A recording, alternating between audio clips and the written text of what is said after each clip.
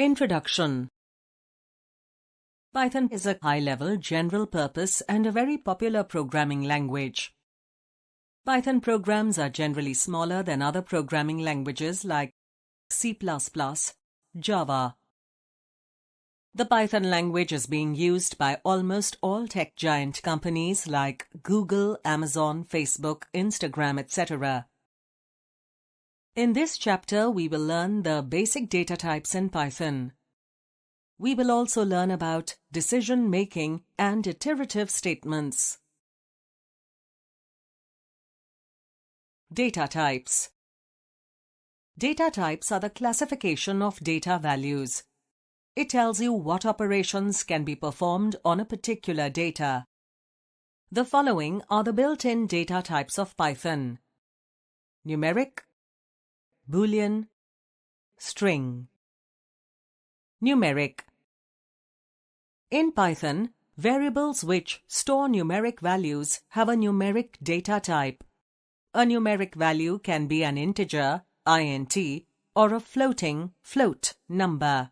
Float values are decimal values such as 2.4 and 3.78. Python has a built-in function called type that helps you find the type of the variable given as input. Let us understand with an example. Here we have taken n equal to 10, and in the next line we will check the data type of variable n. So we will write type of n and it will result in class int, which means the data type for variable n is integer. Next we will take another variable a and will assign a decimal value to it. Again we will check its data type by using type function, and it will result in class float, which means that it is a float data type. Hence, we can conclude that variable n is an integer and variable a is a float. Boolean. Python Boolean type is one of the built-in data types provided by Python. It represents one of the two values, that is, true or false. Next we can check for Boolean. As we know, Boolean has only two values, true and false. So we took a variable named as x and assigned true to it. Here you can observe t is small in assignment of x. Hence, it has given us an error. So now we will change it to x equal to t capital true. Then apply type function on it, which will result in class bool as output. So this means that the data type of x is a boolean. Here we can conclude that variable x is a Boolean type. String. A string is a collection of one or more characters put in a single quote, double quote, or a triple quote. Next we will test a name or hello and check its type. So we took a variable called y and assigned hello to it. Now you can apply type function to y and see the result that it is class str, which means it is a string data type. Here we can conclude that variable y is a string type. List. A list is a collection of things or objects enclosed in brackets and separated by commas. List is an ordered sequence of items. List is also a data type in Python which can store multiple values of different types. So we have defined x equal to school true 1 2 3. So these are three different variables of different types such as string, boolean and integer. Then we can apply type function on x. It will result in class list, as you can see, which means that x is now a list type of variable. Note that you can take any variable name as per your choice. Decision-making statement. There come situations in real life when we need to make some decisions, and based on these decisions, we decide what should we do next. Similar situations arise in programming also, where we need to make some decisions, and based on these decisions, we will execute the next block of code. Python provides various types of conditional statements. Let us discuss them. If statement. If statement is required when we want to execute a code only if a certain condition is satisfied. The body of the if statement will be executed only if the condition in the if statement is true. Syntax. If condition. Statements, body of if. The program evaluates the condition and will execute statement or statements only if the condition is true. The statement or statements are not executed if the condition is false. Example 1. We have used a variable y and assigned 10 as value to it. In the next line, we have applied an if statement to check whether y is greater than 10. It is important to give a space after the if statement. This is called as indentation. You can check in your program. Then we can write the print statement as shown.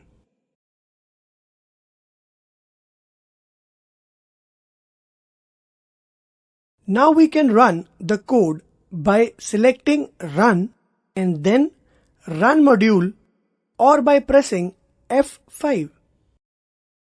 You can save this file by any name.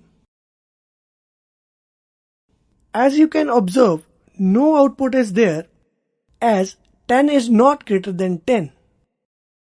Here, y is equal to 10, but condition is if y is greater than 10, which is not true. So print statement will not be executed. Example 2. In this program, we have changed the value of variable y to 9. Now, the if condition will remain same, the print statement will remain same.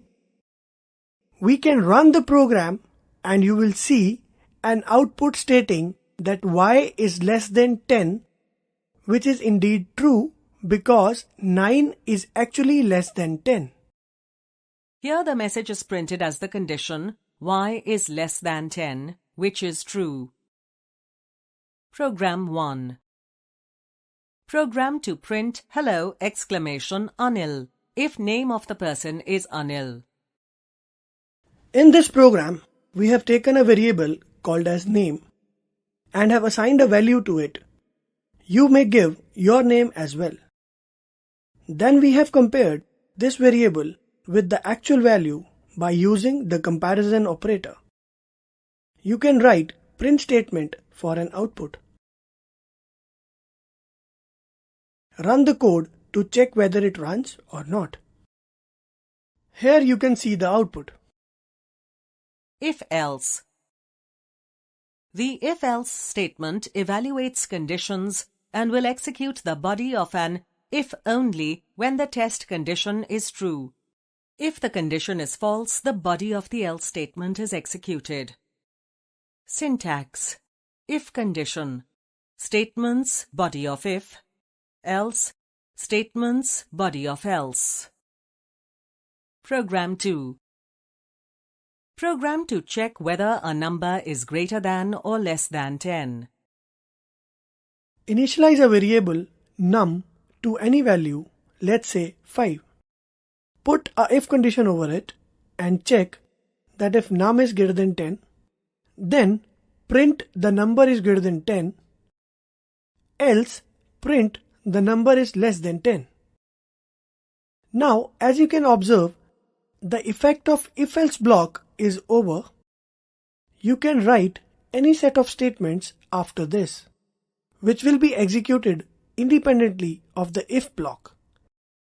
Take care of the indentation. Now we can run this program and you can check in the output the number is less than 10 as 5 is always less than 10. You can also observe that the code written after the if-else block is also executed. Program 3. Program to check whether a number is even or odd.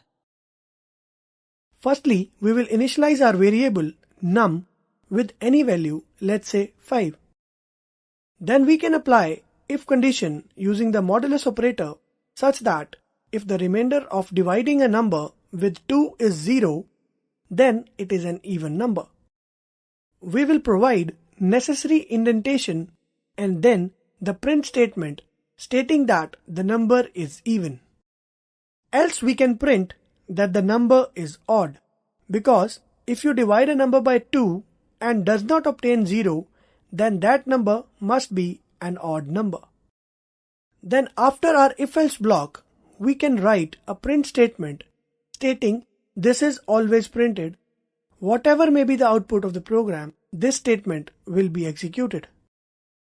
Run the program, and as our number variable is containing 5 as value, hence the output is the number is odd. Let's change the value of num and check the output. In this program, we have changed the value of num variable to an even number, let's say 16. We will apply the same logic and check the output in this case.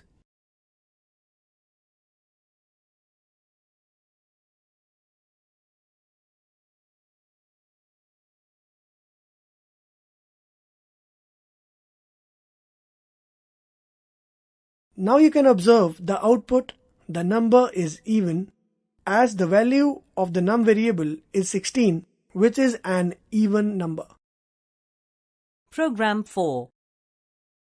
Program to check whether a number is even or odd with multiple statements in if and else block. In this program, we have the same conditions and logic to check the even or odd numbers. Here we have given two statements inside the if block and two statements for the else block.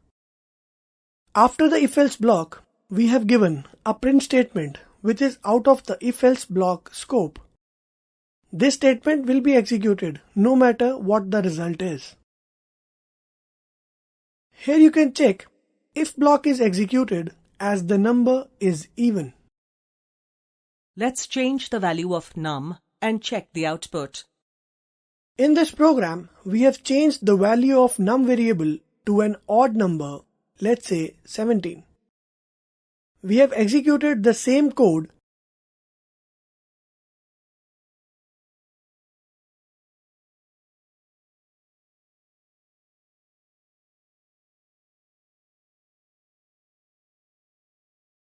Now you can check that the else block is executed as the num variable is containing 17, which is an odd number. Loops. A loop is used to execute a group of instructions without writing them repeatedly until a given condition is satisfied. The loop is terminated when condition becomes false. The line immediately after the loop in the program is executed. For loop. The for loop in Python is used to iterate over a sequence of numbers or list of items. Syntax. For val in sequence. Statements, loop body.